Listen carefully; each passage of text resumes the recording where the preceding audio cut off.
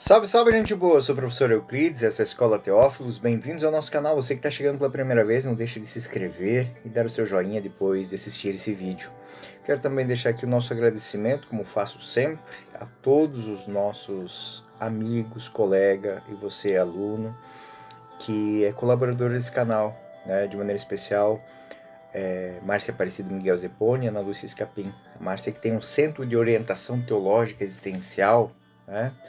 O contato está aqui embaixo na descrição do vídeo, juntamente com todo o material desse vídeo, bibliografia, para o seu estudo depois, você poder procurar e pesquisar mais, né? A temática de hoje, nós estamos dentro da dinâmica da hora, né? Dentro da teologia, a segunda parte do Evangelho de São João, que vai do capítulo 13 ao capítulo 18, e nós estamos ainda no capítulo 13. Nós estamos na segunda parte do capítulo 13, que é a hora das trevas e a hora da glória, que é a cena em que Jesus vai tratar desses temas. O que acontece? Quais são as atitudes de quem acolhe ele e de quem não acolhe? Então, a grande temática vai ser a traição de Judas, né? A traição de Judas, a situação em que isso ocorre, e depois a postura de Pedro. A postura de Pedro nós não vamos tratar ainda nesse tema, nós vamos juntar com a próxima dinâmica, porque ela é intermediária. Então hoje nós vamos tratar então do conteúdo do capítulo 13, versículo 20 ao 35. São poucos versículos, mas muito densos de significado. Como disse, se fizéssemos um estudo do Evangelho de São João, versículo a versículo, vocês podem ter certeza que nós teríamos ferramentas para resolver, entender, compreender e modificar muita coisa na nossa caminhada. De fato, esta é essa grande riqueza do Evangelho de São João. É uma ferramenta de leitura da sociedade. Com o Evangelho de São João nós conseguimos entender todas as situações da catequese dos evangelhos sinóticos e entender o Antigo Testamento, entender profundamente o que Deus disse ao povo de Israel, o que Deus disse à humanidade e como é que isso tem que ser entendido. Algo muito bonito vai ficar no finalzinho da temática de hoje. Nós vamos entender uma coisa muito bonita que o Evangelho tem, ou seja, o conceito de glória, o conceito de beleza, o conceito de alegria, o conceito de... Eu vou baixar um pouquinho o nosso volume, está um pouquinho alto.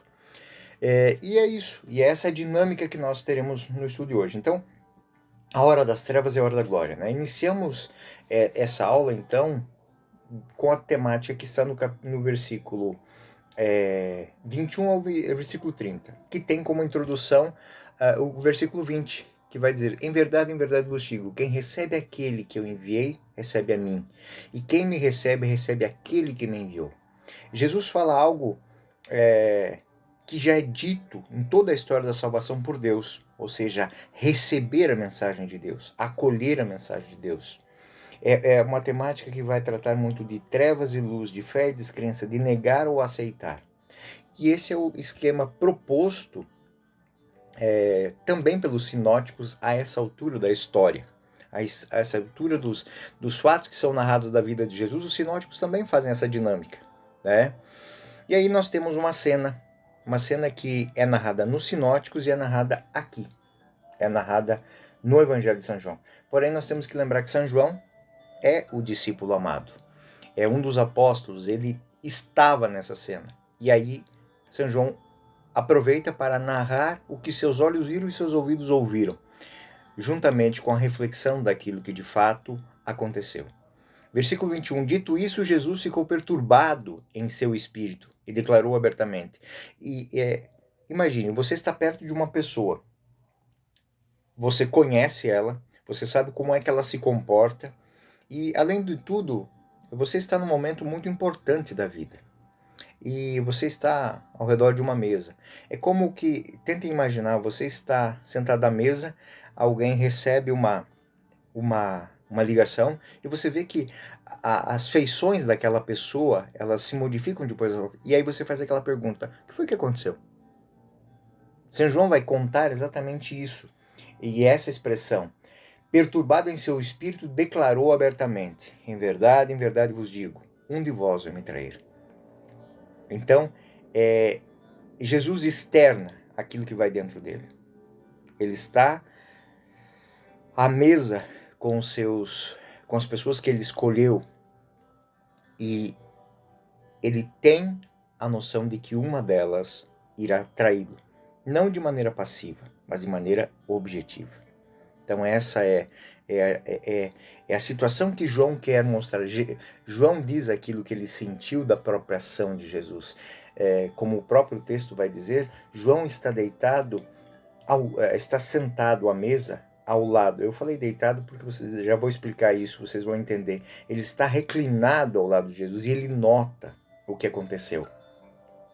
São João é uma testemunha ocular e ele desempenhou um papel muito importante nessa cena. E aí ele adiciona os detalhes que ele acha que são frutíferos para essa reflexão. Ele narra aquilo que os olhos viram, né? Eles estavam sentados no chão, travesseiros ou tapetes, no máximo era essa maneira de celebrar, de cear aquele tempo. Não se tinha cadeiras como nós temos hoje, né? Então, aquela cena de Da Vinci lá dos sentados, aquela cena não existiu, né? Estavam descansando os cotovelos, sobre os cotovelos assim, né? Deitados, quase que deitados, né? Reclinados dessa maneira. E dessa forma, todos os que estavam, os comensais, em torno de uma tábua, né? Uma tábua que ficava no chão, que era colocada, muitas vezes ela já vinha com todos os alimentos em cima e era colocada no chão.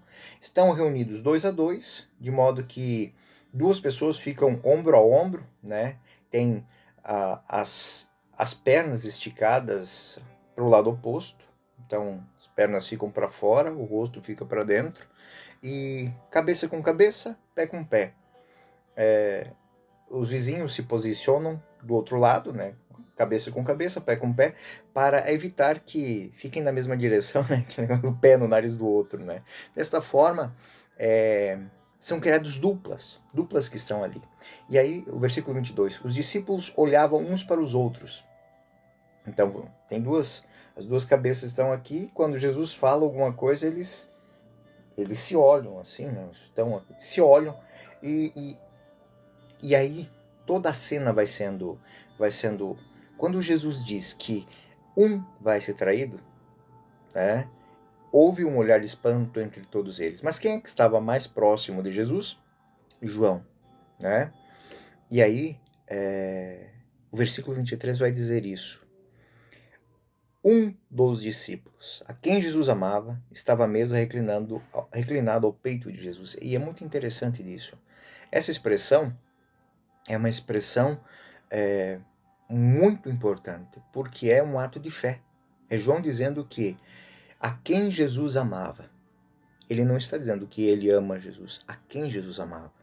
O discípulo que está próximo a quem Jesus amava. Evidentemente, é um lugar de honra. Está ao seio de Jesus. Naquela noite havia este menino, esse jovem, é o mais novo do grupo. Pedro está um pouco mais longe. Quando Jesus diz, alguém vai me trair, Pedro acena a João. Pergunte quem é, para que aquele que está na posição, cabeça com cabeça, pergunte, sussurre, tire a resposta dos outros que ouvem. E aí, o versículo 24, 25 vai dizer o seguinte, Simão Pedro acenou para lhe dizer, dize-nos de quem é que ele fala.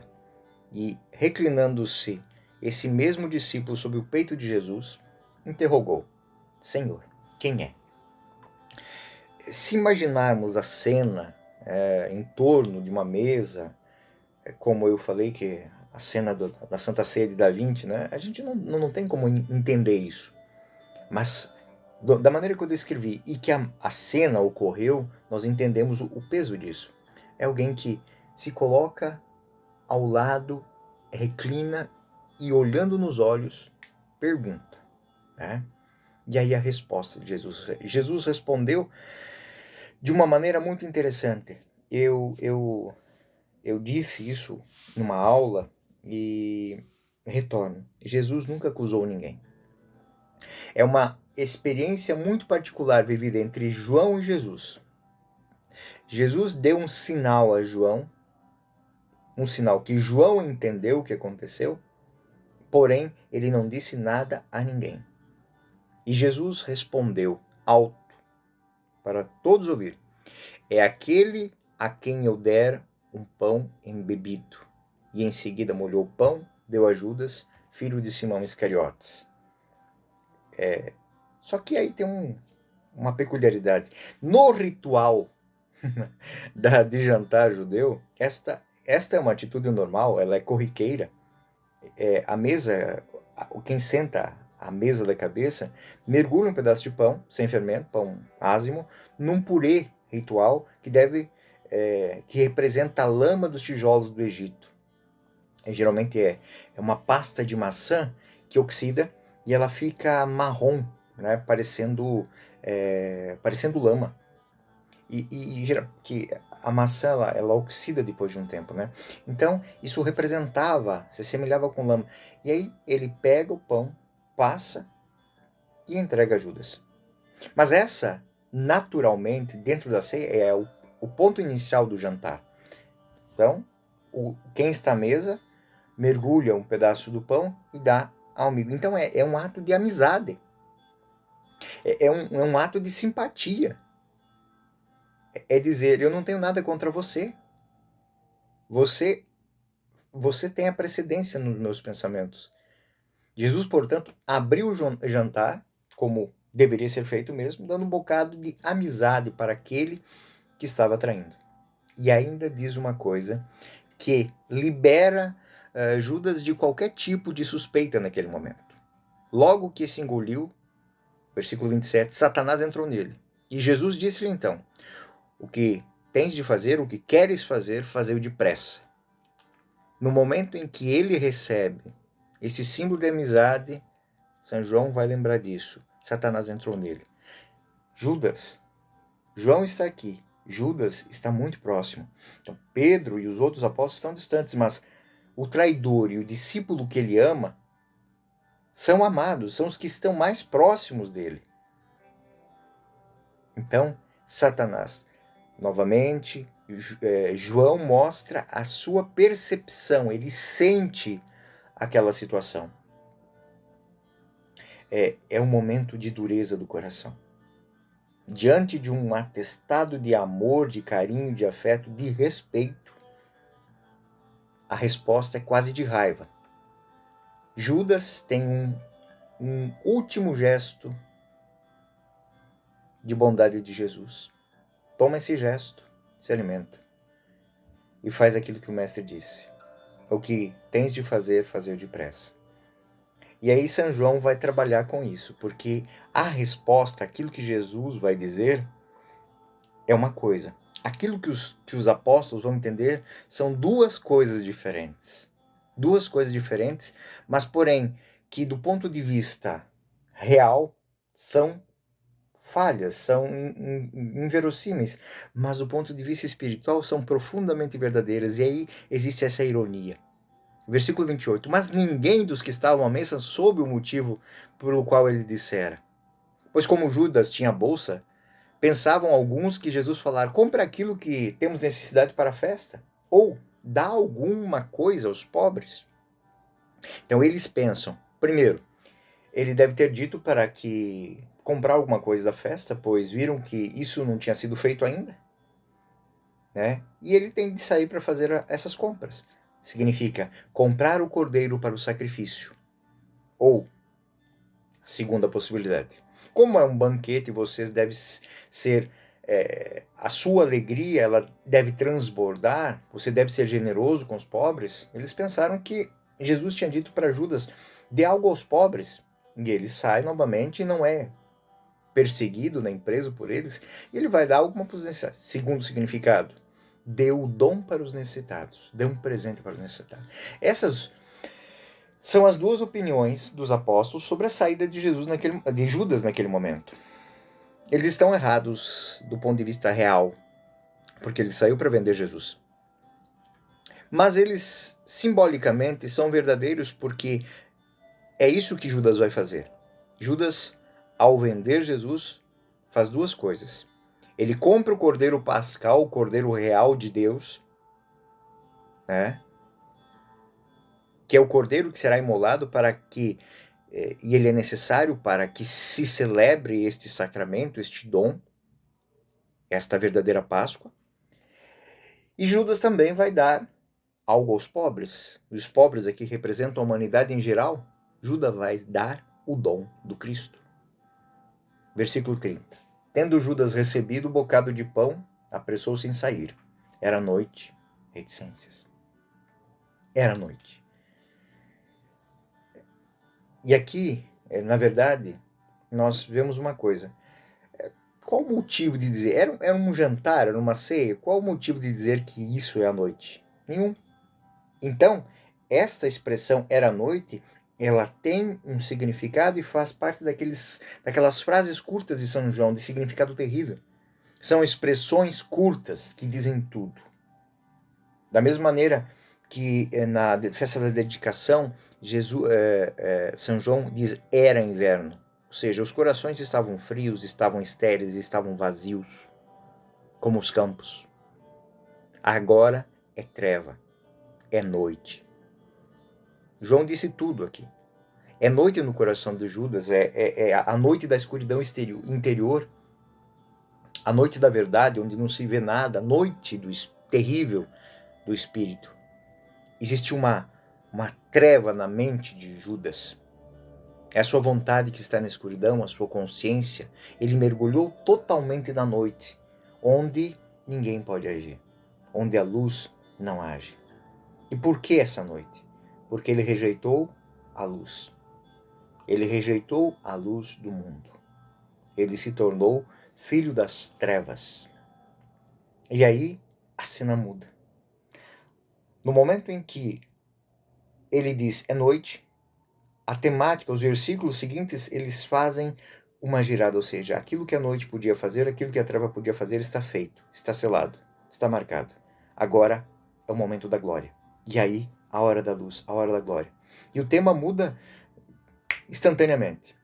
Versículo 31. Logo que Judas saiu, Jesus disse: agora é glorificado o Filho do Homem, e Deus é glorificado nele. Se Deus foi glorificado nele, também Deus glorificará em si mesmo, e glorificará em breve. Em 2 versículos curtos é citada 5 vezes a palavra glorificar, o verbo glorificar. A hora coincide com a hora da glória. A hora das trevas do homem é a hora da glória de Deus. E encontramos aqui o verbo usado de uma forma abundante, quase que exagerada. Mas nesse momento a gente precisa entender o que o conceito de glória significa para um judeu, para São João de maneira especial, e a sua reflexão em cima desse conceito. Por que o evangelista não fala a hora da morte de Jesus? Chegou a hora da morte. Nem mesmo na paixão de Jesus ele vai usar essa palavra morte. Ele fala da glória. A glorificação, a exaltação de Jesus, como já falamos, é a exaltação em ambas as direções. O ascender no trono e o ascender na cruz. O morrer na cruz. O ser exaltado na cruz. Nós falamos de glória porque esse conceito bíblico, tirado do Antigo Testamento, muito claro para os judeus, é difícil de entender, porque de tanto que a gente usa um conceito de forma errada, a gente não percebe que de fato ele não diz aquilo que ele quer dizer. Ele não deixa com que nós pensemos, como a gente fala hoje, fora da caixinha. Normalmente para nós, quando falamos de glória, é igual majestade, esplendor, poder, honra, reverência. Mas glória, no conceito, é presença. Qual o local de maior respeito, de majestade? Onde está o rei? Qual o momento de maior esplendor? Onde está a luz? Qual o momento de maior poder? Onde está a força? Qual o momento de maior reverência? Onde está a honra? Só que nós não percebemos isso. O conceito, ele não deixa a gente ver de fato, o que ele é. E São João tem a consciência disso. Por isso que ele não fala de morte, porque não existe morte lá, existe glória. E glória é presença. A glória é a prova da presença de Deus, que é o oposto da ausência. A ausência há nas trevas, na luz, a glória. A presença implica numa ação, não só de estar lá, mas de fazer algo. Glória em hebraico é kebot, que significa peso. Vamos tentar entender isso usando uma pequena parábolazinha aqui, um sentido metafórico, não parábola, uma metáfora. Qual é a característica de uma pessoa pesada? Ser insistentemente chato? Podemos dizer que é uma pessoa pesada que está sempre lá. Quando você vai conversar com ela, ela parece que não te dá abertura. Quando ela se faz sentir demais, quando ela está sobrando. Podemos ver que nessa metáfora, o conceito de peso implica uma presença um pouco obsessiva, negativa, dá a impressão de tê-lo sobre os ombros, é uma pessoa pesada, né? Usamos essa ideia metaforicamente, né? E ela tem aqui uma nuance negativa. Mas se formos capazes de tirar o aspecto negativo e preservar a ideia de presença, de peso, é esse o conceito de João. Ele toma o conceito de glória equivalente a um peso, mas no sentido positivo. A glória de Deus é a presença de Deus. E quando Deus está, as coisas não correm do jeito que correriam. Por quê? Porque a sua presença tem um peso. E usamos, por exemplo, no campo de tomada de decisões, aquelas expressões: esse voto tem peso, essa palavra tem peso. E também usamos assim: a minha opinião não pesa para você, você faz o que você quiser. Assim, a glória de Deus se diz como peso de Deus, ou seja, a presença poderosa e ativa de Deus. Deus está presente e age. Ele tem um peso, ele determina uma ação, ele determina um evento. Quando Judas sai e se prepara para o ato que inevitavelmente leva à captura de Jesus, a presença de Deus se manifesta. E se coincide a treva e a luz. Será um grande embate, será uma grande luta. É glorificado porque neste ato de poder de Deus plenamente mostrado, o discurso de despedida é uma nova proposta. Depois que Judas saiu, ou seja, Jesus faz uma proposta. Uma proposta da qual Judas não quis fazer parte, mas que é dita a todos os outros apóstolos. E é muito bonita as palavras. Aquele que saiu é amigo. É o amigo no qual eu peguei o pão, molhei no molho e dei a ele, iniciei a ação. Ele é amigo. E esse amigo, como um servo, saiu para cumprir a sua função. Quem sobrou ao entorno da mesa? Os filhos. E aí, versículo 33. Filhinhos meus, por um pouco apenas ainda estou convosco. Vós me haveis de procurar. Mas como disse aos judeus, também vos digo agora, a vós, para onde eu vou, vós não podeis ir. Encontramos aqui a indicação de um evento. É a morte de Jesus. Mas não como decrepitude, como fim, como glória, como presença de Deus. E encontramos a indicação da impossibilidade do homem realizar essa ação. Porque João não quer usar a expressão morte, porque morte é algo comum. Todos passam pela morte. O fato de Jesus morrer não é um fato habitual. Não é uma morte como todas as outras mortes, não é como a morte de Lázaro. Não é como a morte de nenhum dos homens. Por incrível que seja, a morte, mesmo a morte na cruz, por mais escandalosa que ela seja, naquele tempo era uma coisa habitual. Naquele tempo as pessoas eram supliciadas dessa forma de uma maneira comum. As pessoas eram as centenas, as dezenas eram crucificadas. Quando da tomada de Jerusalém, tantos foram os crucificados que não havia mais árvores na região, mas a morte de Jesus é diferente. Por quê?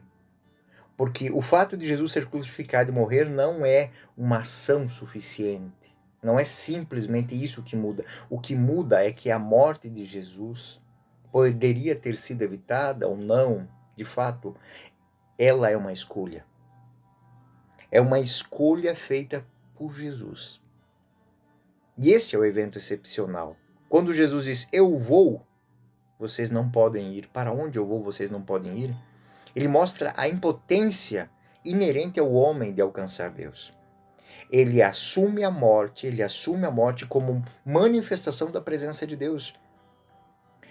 Mas daqui um pouco, nós vamos, mais um capítulo adiante, nós vamos tratar dessa presença de Deus, dessa manifestação de Deus. Quando Jesus, no Horto das Oliveiras, ao ser cercado e para ser aprisionado, pergunta, a quem procurais? A Jesus de Nazaré. Ele diz, sou eu, e eles caem por terra. Ou seja, Jesus tinha em qualquer momento todas as possibilidades de sair livre, ileso, como sempre fez até agora. O fato é que agora, na glória de Deus, na hora da glória, ele abraça a proposta do Pai. Ele vai levar a pleno cumprimento esta ação. E isso é importante. É muito importante como ideia teológica. O homem não pode. É o que Jesus já disse aos judeus e vai dizer aos apóstolos. Os homens não podem se recusarem a acreditar. Mas mesmo os discípulos que acreditam, eles não podem alcançar o Pai sem o Cristo. Sem que haja esse momento de glorificação, esse momento onde o peso de Deus se manifestará, eles não podem fazer isso sozinhos. Só Jesus, através de sua morte, chega a Deus, porque ele, com a sua morte, supera a barreira que separa o homem de Deus. E esta barreira, o homem sozinho é incapaz. Se eu não agir em você, se eu não estará comigo. Aquilo que ele disse a Pedro no lava-pés. Se eu não te lavar os pés, não terás parte comigo. Se a minha graça não agir em você, você não chega até Deus. Assim, São João diz a todos os que lerem essas páginas do Evangelho que a humanidade que quer se encontrar com Deus deve ser lavada na paixão de Jesus, deve fazer o caminho que o Cristo está propondo. O batismo é a verdadeira participação na morte e ressurreição de Jesus. Então, diante dessa impotência constitutiva do homem, Jesus também dá a proclamação de algo novo. Algo que ele não fez aos servos. Algo que ele não fez aos inimigos. Algo que ele fez aos filhinhos. Filhinhos, dou-vos um novo mandamento, versículo 34, isso. Amai-vos uns aos outros, como eu vos tenho amado. Assim também vós deveis amar-vos uns aos outros. Nisso todos conhecerão que sois discípulos meus, se vos amardes uns aos outros. A palavra mandamento não é propriamente uma ordem, um mandamento. O termo que é usado por São João aqui é entolé, que devemos traduzir de uma forma mais adequada para a proposta. Eu, particularmente, não gosto da palavra mandamento, né? Porque evoca uma norma externa. Tantas pessoas cumprem os mandamentos e ainda têm a capacidade de dizer assim, cumprir minha obrigação quanto à lei. Mas não estamos falando de lei aqui, estamos falando de uma proposta de amor. O amor não pode ser uma ordem. O amor é uma adesão. Deus não quer ser amado porque temos medo do inferno. Não, Deus quer ser amado porque optamos amar por Ele. Da mesma maneira que Cristo optou morrer por cada um dos homens da humanidade, da mesma maneira nós devemos fazer o nosso caminho e optar por Ele, custe o que custar. Aqui eu faço até um pequeno adendo. Se nós refletíssemos mais sobre isso e mudássemos a nossa maneira de ensinar as coisas, e as ordens que damos às pessoas, os mandamentos que colocamos para as pessoas viverem, se eles fossem exercitados por nós e se tornassem exemplos, e se tornassem a nossa proposta para que a pessoa mude de vida ou transforme a sua vida, seria muito mais interessante. Muita coisa diferente seria, principalmente nas nossas relações com as novas gerações. As pessoas cada vez menos têm capacidade de entender o que está escrito, de entender o que está apresentado como né? As pessoas tendem, onde você diz assim, não pisa na grama, ela vai lá e pisa, né? Não passe esse limite. Mas a sua experiência de mostrar que esse limite tem um porquê de existir. O que Jesus disse aos apóstolos nesses 2 versículos, eu vos dou uma chance de amar como eu amo. A opção em fazer isso, em abraçar isso é sua ou não. Mas a proposta foi feita. Onde eu vou por amor e eu posso fazer isso. Você não pode ainda, mas eu, após ter ido, vou comunicar a vocês. E é a vinda do Espírito Santo. O poder de também tomar essa opção e abraçá-la. E essa é a nova proposta. Em grego, o novo tem 2 significados. Um é pelo adjetivo neos e o outro pelo adjetivo kainos. O neos é o adjetivo que aponta para algo novo. Mas, do ponto de vista cronológico, algo recente, vamos dar um exemplo. Eu compro um carro, por exemplo, novo aqui, tem um sentido de que acabou de sair da fábrica, ele é zerinho, 0 bala, 0 quilômetro. Mas e se é um modelo 2019, embora 2020, embora ele seja novo, né? Já existem tantos por aí. Comprei um carro, um Jeep novo, né? No sentido de que eu não comprei ele usado, eu comprei ele direto da fábrica. Mas não é o primeiro que saiu. Eu vejo tantos aí há tanto tempo. Kainos. É o adjetivo de novo como qualidade. Nesse caso, se eu disser que comprei um carro novo, eu indico uma coisa diferente, eu indico uma nova qualidade. Ou seja, porque no mercado, nas ruas, não tem nenhum rodando, ele é um protótipo, é o primeiro, é o número 1 que é fabricado. Antes disso não tinha nada igual a ele é novo. Então, esse é o termo que é usado quando vos dou um novo mandamento. Ele usa a palavra kainos. É uma nova aliança, um novo sentido, é uma nova proposta que não foi feita até agora. Ela é nova, ela foi feita para vocês, meus filhos. Então, eu te dou uma nova proposta. Qualitativamente, eu faço você capaz de amar como eu amei, e só eu amei desta maneira. Então, o que você vai fazer para a humanidade é incompreensível porque é novo. Precisamente porque vos amei até o fim, ao ponto da plenitude de optar dar a minha vida para que tenham vida. Esse é o dom que tem que ser entendido, acolhido pelos cristãos na história da salvação a partir do Cristo. Sem preconceitos e presunções. Porque com preconceitos e presunções de que sabemos tudo, conhecemos tudo, verdadeiramente, talvez nós criemos os empecilhos, né? Pois aqui, falsas certezas e presunções podem maquiar as nossas fraquezas e tornar-se uma resistência para abraçar verdadeiramente a proposta nova. Isso é o que acena a negação de que Pedro apresenta, e é o que nós vamos ter na nossa próxima aula. Nós vamos ver como as nossas certezas, as nossas fortalezas, os nossos conhecimentos, os nossos não servem para nada diante da proposta nova que Deus nos faz. Por isso, até a próxima aula. Eu sou o professor Euclides e essa é a Escola Teófilos. Bem-vindos ao nosso canal. Não deixe de se inscrever e dar o seu like. Fiquem com Deus, a paz esteja convosco e permaneça no meio de nós.